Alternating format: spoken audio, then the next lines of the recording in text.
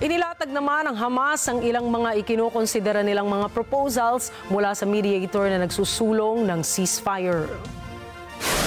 Ayon sa Hamas official na si Sami Abu Zuhri, na bukas ang grupo sa anumang proposal para sa tuluyang pagtigil ng kaguluhan sa Gaza.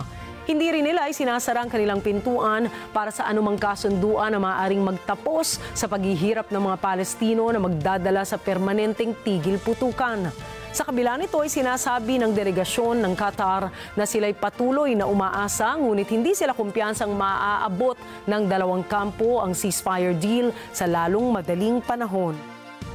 Regarding how hopeful we are, I will say on this podium that I remain hopeful, not necessarily optimistic. So we can't lose hope. The situation is not easy. We haven't reached an agreement for a really long time, since November 2023. Right now we are working. As I said, there is a renewed interest, and we are working always and keeping channels of communication open.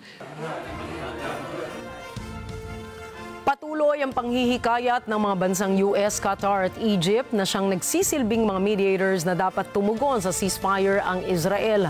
Namamagitan rin ang Qatar sa ugnayan ng Iran, Estados Unidos at Israel na nagaganap ng hiwalay sa usapan ng Palestine at Israel. Ngunit sa ngayon ay kinukonsidera nilang pagsamahin ang dalawang pag-uusap upang mapahupa ang tensyon sa mas malawak na rehiyon at mas mainam na pamamaraan.